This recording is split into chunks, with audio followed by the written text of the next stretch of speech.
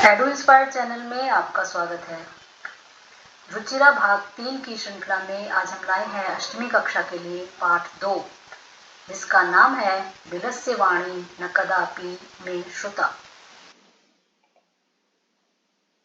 इस कहानी को हम जाने विष्णु शर्मा द्वारा लिखित पंचतंत्र से लिया गया है। राजा अमर शक्ति के मूर्ख पुत्रों को कुशल बनाने के लिए, राजनीति में निपुण बनाने के लिए उन्होंने इन कथाओं का संकलन किया तथा इसके अंदर 5 भाग है।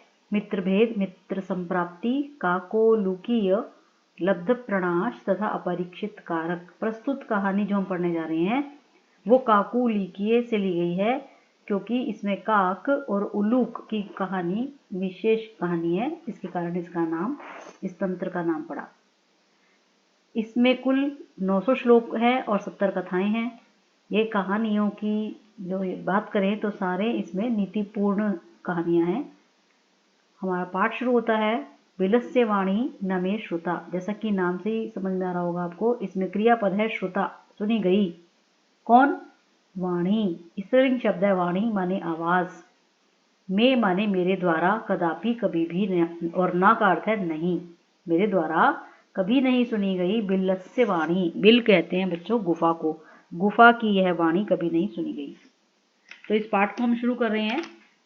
पंचतंत्र की काकोलुकीय नामक तंत्र से लिया गया है। कस्मिंश्चित् वने खर नखरः नाम सिंहः प्रतिवसति स्म। अंतिम 2 शब्दों में हमारी क्रिया छिपी होती है। या अंतिम शब्द में प्रतिवसति, वस माने रहना, और स्म का प्रयोग भूतकाल के लगा गया, रहता था। अब हम बात करें किसकी, कौन रहता था, तो उसमें एक शब्द आया है खर नखर। ये हमारा डूअर है, कर्ता। कहाँ रहता था? कस्मिंश्चित् वने। वन का अर्थ आप जानते हैं, कस्मिंश्चित्, क्योंकि हमें पता नहीं है वन का नाम, इसलिए कस्मिंश्चित्। स कदाचित् इतस्ततः परिभ्रमन् शुद्धार्थः न किंचिदपि आहारम प्राप्तवान। अंतिम पद पर ध्यान दीजिए, क्रिया है पाया उसने आहार को। किसकी बात हो रही है? इससे पहले हमने बात की शेर की। एक शेर है जिसका नाम खर नखरा है, उसे आहार नहीं मिला कहीं, किंचित अपि, कुछ भी, थोड़ा सा भी। इतस्ततः परिभ्रमण, परिभ्रमण में क्षत्रिय प्रत्यय है, घूमते हुए। इधर से उधर वो घूमता रहा, लेकिन कहीं भी उसे आहार नहीं मिला। ततः सूर्यास्त समये एकाम महतीम गुहाम दृष्ट्वा स अचिंतयत्। अचिंतयत् शब्द का अर्थ है सोचा उसने। कब सोचा? 2 कार्य कर रहा है वो। जब उसने दृष्टवा, देखकर, किसको देखा उसने? एक महती गुहाम। महतीम शब्द इसका विशेषण है गुहाम का, स्त्रीलिंग शब्द है गुहा, इसका अर्थ है गुफा को। कब देखा उसने गुफा को? जब पूरा दिन भटकता रहा, भोजन नहीं मिला, सूर्यास्त समय हो गया तब। और अब वो क्या सोच रहा है? नूनम एतस्याम गुहायाम रात्रौ कोऽपि जीवः आगच्छति। अंतिम पद की ओर ध्यान दीजिए, आगच्छति। समझ में आ रहा है आपको? क्रिया है ये हमारी। आगच्छति का अर्थ है आता है। निश्चित रूप से यहाँ पर कोई जीव आता है, रहता है इस गुफा में। कैसे पता लग रहा है? वो रात्रि के समय वो आता है। ये कैसे पता लग रहा है उसको? अत्रैव निगूढ़ो भूत्वा तिष्ठामि। देखिए आप इस चित्र में, क्योंकि उसको पैरों के निशानों से और वहां की गुफा के अंदर की स्थिति से समझ में आ रहा है कि नूनम, निश्चित रूप से रहता है कोई यहाँ पर जीव। अब उसको तो भोजन, भूख लगी है, और वो जीव ही उसका आहार है, इसलिए उसने कहा अत्र एव निगूढ़ः भूत्वा। भूत, निगूढ़ा शब्द का अर्थ है छिपकर, यहीं पर छिपकर, तिष्ठामि, ये क्रियापद है, बैठ जाता हूँ। उसने निश्चय किया कि मैं यहीं बैठ जाता हूँ छुपकर। एतस्मिन् अंतरे, अंतरे शब्द का अर्थ होता है बीच, इसी बीच। गुहायाः स्वामी दधिपुच्छः नामकः शृगालः समागच्छत्।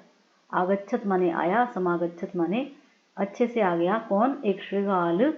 शृगाल का अर्थ आप जानते हैं, देखिए यहाँ दिया हुआ भी है इसका पिक्चर। एक सियार वहां आ गया, उसका नाम दिया हुआ है दधिपुच्छ, और वो कौन है? स्वामी है गुहायाः, गुफा का। अभी वो सोच के अंदर बैठा ही था कि तभी उसका मालिक आया। सह च यावत पश्यति, यहाँ विसर्ग का लोप हो गया है सह में। जैसे ही वो कोई देखता है, क्या देखता है?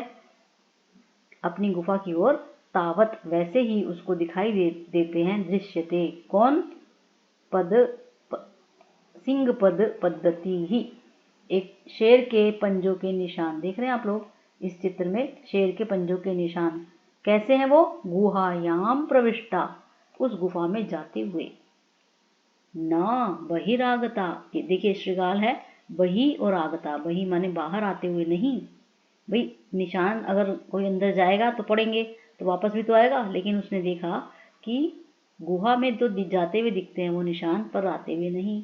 अब इससे क्या उसको समझ में आ रहा है, अब वो क्या सोच रहा है, अहो विनष्टो अस्मि, अरे मैं तो मारा गया। अब उसको शेर के पद चिन्हों की पहचान भी है, भाई शेर अंदर गया है, वो अंदर जाएगा तो समझो खा ही जाएगा उसको। नूनम अस्मिन बिले सिंह अस्ति, अस्ति और इति को अलग करेंगे, निश्चित रूप से उसने कहा इसके अंदर तो शेर है। इति तर्कयामी, ऐसा वो तर्क लगा रहा है, क्योंकि प्यारों के निशान जाने के हैं, आने के नहीं। तत्किम करवाणी, करवाणी का अर्थ है करूं, लोट लकार, मैं क्या करूं, तो मैं क्या करूं।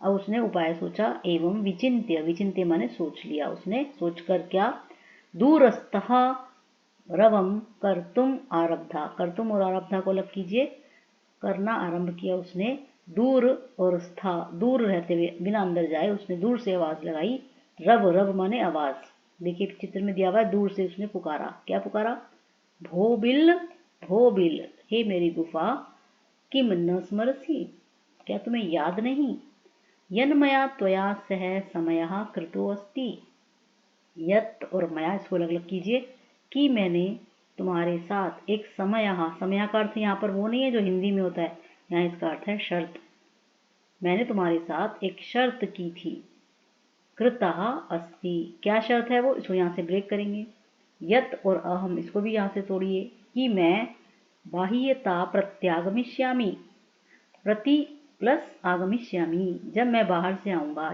यावत अहम, तो तुम क्या करोगी जब मैं बाहर से आऊंगा, त्वम माम आकारयिष्यसि, आकार का अर्थ होता है पुकारोगी, तुम पुकारोगी, मुझे देखोगी जब तुम मैं आ रहा हूं तो तुम मुझे पुकारोगी, यदि तुम माम न आह्वयसि, और अगर तुमने मुझे नहीं पुकारा तब क्या करूंगा मैं, तो मैं द्वितीयम बिलम यास्यामी, यास्यामी माने या धातु से लृट लकार है, चला जाऊंगा, कहाँ, द्वितीयम बिलम, किसी दूसरी गुफा में, या तो तुम मुझे पुकारोगी, नहीं तो मैं अन्य गुफा में चला जाऊंगा। तो सीआर इज वेरी क्लेवर, उसने ऐसा जोर से बोला गुफा के दूर रहते हुए।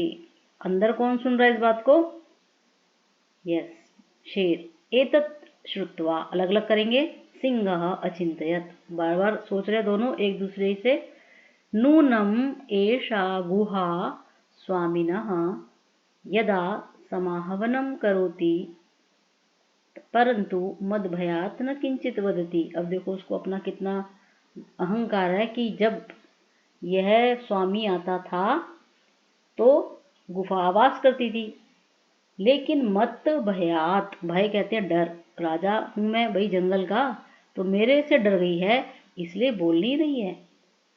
अथवा साध्विदम उच्यते, इसको भी यहाँ से तोड़ेंगे, साधु इदम उच्यते, तो उसको एक श्लोक याद आ रहा है कि सच ही कहा है, ठीक ही कहा है, साधु का मतलब होता है अच्छा कहा है किसी ने, सही कहा है, क्या, भय संत्रस्त मनसा हस्तपादादि क्रिया प्रवर्तन्ते न वाणी च वेपथुश्चाधिको भवेत्।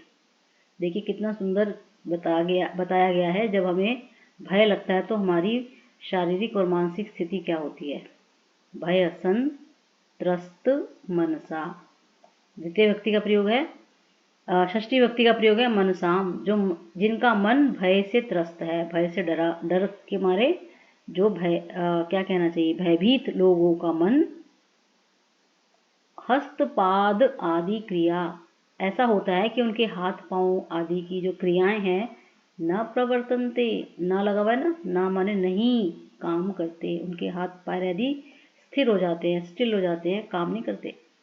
और जो वाणी है उनकी, है ना, अब वो वाणी की, वो मुझे से डरी हुई है गुफा, तो उसकी वाणी वेपथु च अधिका, वेपथु का अर्थ देखिए आपकी शब्दार्थ में नीचे दिया हुआ है, शब्दार्थ की सहायता से हम इसका अर्थ करेंगे। वेपथु का अर्थ है कंपन, कंपन से युक्त हो जाती है वाणी और उनके हाथ पैर आदि काम करना बंद करते हैं।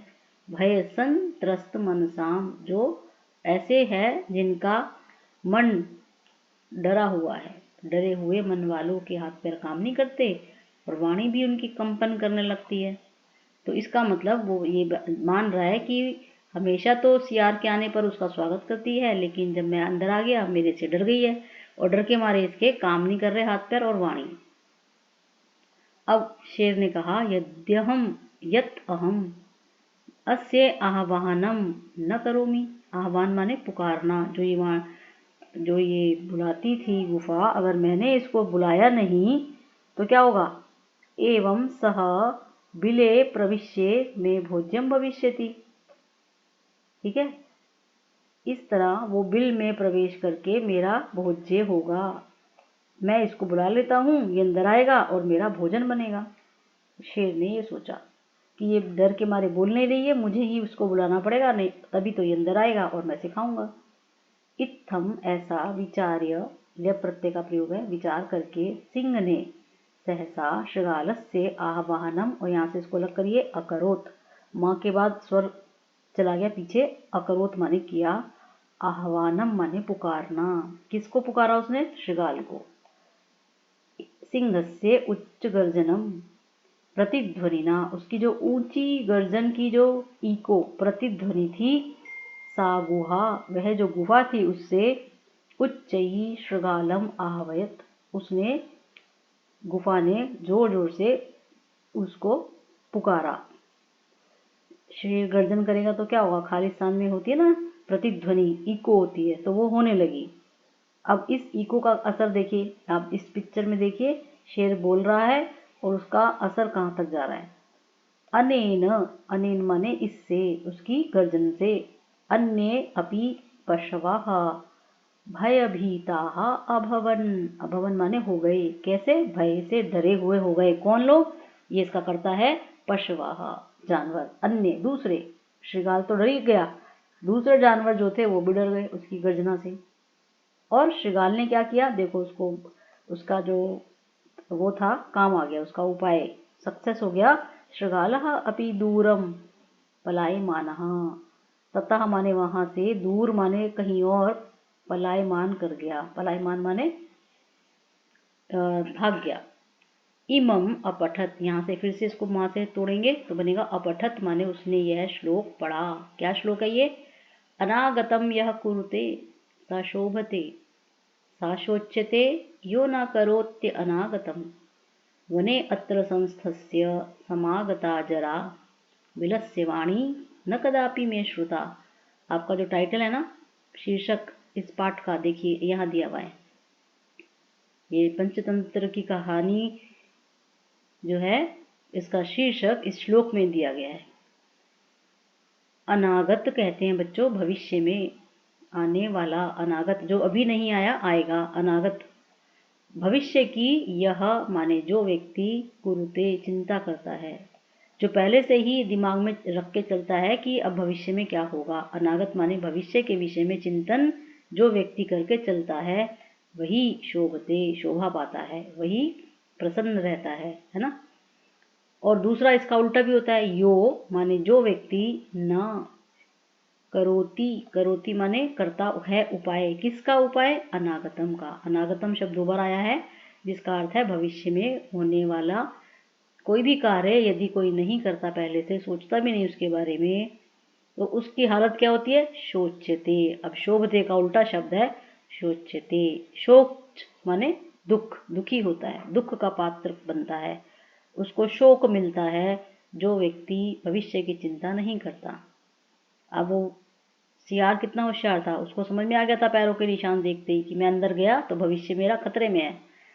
अब उस बात को कह रहा है, अस्मिन वने, जो ये वन है, यहाँ पर रहते रहते, समागता जरा, मेरी तो वृद्धावस्था आ गई, इतने समय से मैं यहाँ रह रहा हूँ, संस्त, मैं यहाँ रह रहा हूँ, कहाँ? इस वन में, और वृद्ध हो गया हूँ, लेकिन आज तक मैंने बिल की वाणी यानी गुहा की आवाज़ कभी नहीं सुनी। एक तरह से हास्य कर रहा है वो कि चलो मेरी जान बच गई, लेकिन मैंने कभी भी उनकी वाणी नहीं सुनी। मुझे इतने वर्ष हो गए, वृद्धावस्था आ गई, 50-60 वर्ष हो गए उसको वहाँ रहते हुए।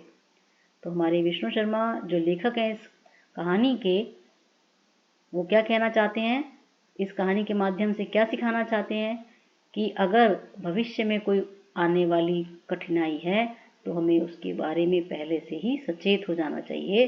जैसे इस सियार ने उन पैरों के निशानों को देखकर अनुमान लगाया और अपनी जान बचाई। तो इसलिए हमें भी अनागत की चिंता करनी चाहिए। अनागतम यह कुरुते स शोभते। अनागत को जो पहले से ध्यान में रखता है वही शोभा पाता है। तो हमारा ये कहानी पाठ 2 आज यहीं समाप्त होती है। आपको हमारे वीडियो के विषय में कुछ कहना है तो आप कमेंट बॉक्स में लिख सकते हैं। धन्यवाद।